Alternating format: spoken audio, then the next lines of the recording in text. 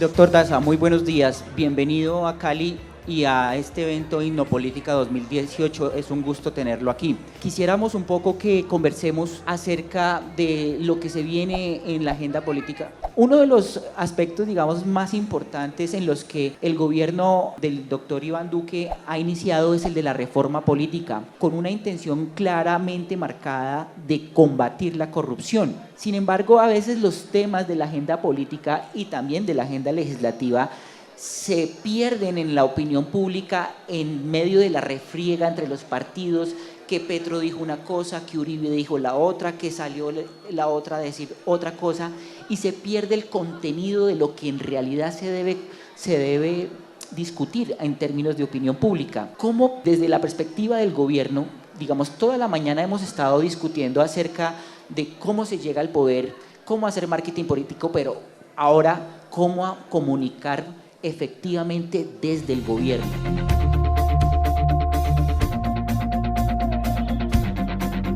Bueno, Carlos, de verdad muchas gracias. A Jaime también por la invitación. A todos ustedes, buenos días. Cuando Jaime me invitó a hablar de los retos políticos de la agenda legislativa, la verdad, confieso, dijo, es todo, porque cada proyecto que el gobierno radica en el Congreso se termina convirtiendo en un reto, en sacarlo adelante, porque el escenario natural de las discusiones es el Congreso de la República. La reforma política está pensada no solo desde el punto de vista anticorrupción, sino desde el punto de vista de reformar el sistema de tal manera que ataquemos esos problemas. Cada vez crece la apatía. En el panel anterior escuché a la doctora Clara Luz cuando mencionaba que le temía a los apolíticos. Y es cierto, lo peor que nos puede pasar como sociedad, y es lo que nos va a estancar, es que siga siendo mella, siga creciendo ese grupo de personas que digan con orgullo, yo soy apolítico. Hay un filósofo alemán, Bertolt Brecht, que tenía un poema muy interesante que yo siempre lo cito cuando me hablan de los apolíticos. Y decía que el peor analfabeto era el analfabeto político, porque se ensanchaba el pecho diciendo que no intervenía en política, y el muy burro, así decía, no caía en cuenta que de la política dependen todas las decisiones de la sociedad. Y la reforma política está pensada en eso. Hoy en día tenemos un problema de legitimidad, de confianza. ¿Por qué? Porque el país, la sociedad que está esperando que le solucionemos sus problemas, que nos encarguemos de los temas gruesos y serios que necesitan pronta solución, está viendo que los políticos se dedican cada vez más a una pelea del país político y no a atenderse de sus problemas. Además de eso, está un tema de todos los escándalos que han afectado a la clase política. En estos días, en mi función de viceministro, recibí un alcalde de un municipio de sexta categoría de Colombia, que son la mayoría, y me decía, es que es muy difícil. Nosotros pasamos del anonimato al desprestigio. Y le dije, alcalde, ¿cómo así? Y me dijo, claro, antes de ser alcalde no me conocía a casi nadie. Logré ser elegido. Y ahora que soy alcalde me conocen, pero además ya entonces todo el mundo me tiene rabia porque es tanto lo que hay por hacer y las limitaciones que tenemos son muchas. ¿Eso qué ha llevado? A que la reforma la pensamos para de verdad legitimar, fortalecer los partidos. Que la persona, cualquiera en la calle, así no se dedique a la actividad política, sea consciente o logre diferenciar cuál programa de qué partido le gusta y cuál no, y cada vez menos sean los titulares de peleas personales entre uno y otro.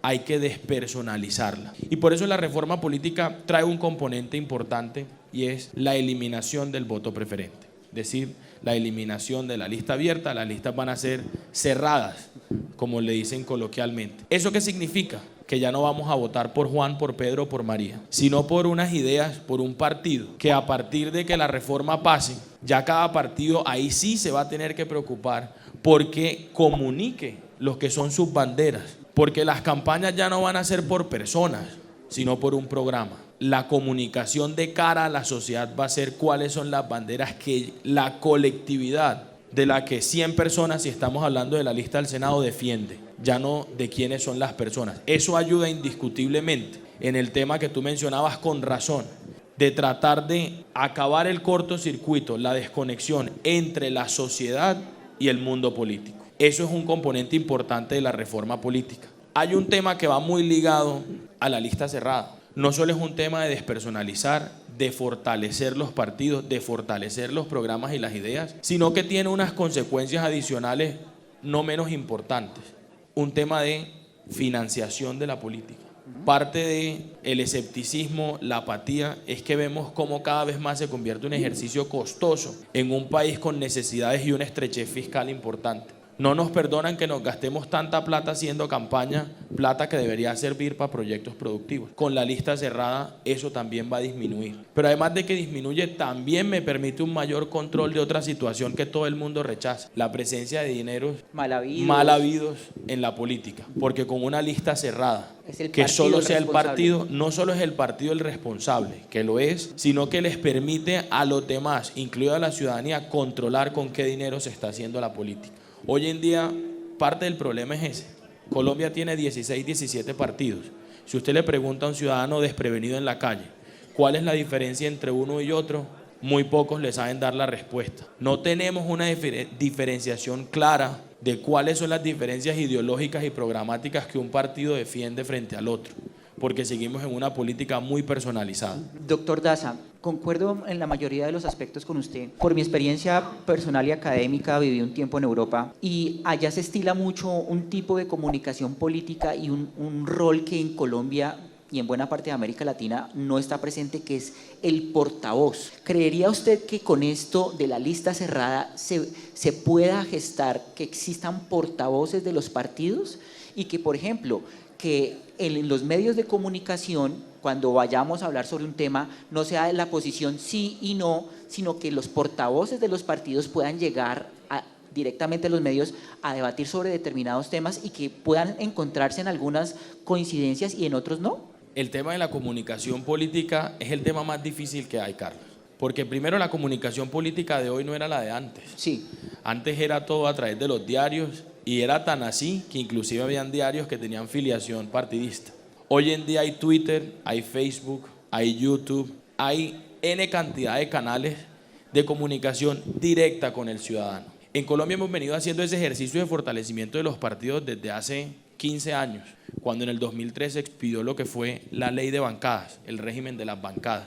Se ha ido mejorando, empezando por el Senado. Cuando uno va al Congreso, se da cuenta que cada vez es más marcada la tendencia a tener voceros. Dentro de cada plenaria generalmente hay un vocero del partido. Cuando se hacen los debates se les asigna la palabra a un vocero. Y yo creo que eso de cara al ejercicio va a ir siendo cada vez más marcado, pero con la facilidad de comunicación directa. El tema de tener un portavoz se va a dificultar porque hay tantos canales que contener en una sola persona la comunicación es muy difícil. Claro, doctor. Y eso precisamente no obligaría al partido a tener entre sus miembros una coordinación más en tiempo real, para que, por decir algo, no hayan problemas de comunicación, problemas de manejo de redes. Digamos, porque al ciudadano de a pie les está bombardeado por un montón de mensajes que hacen confuso.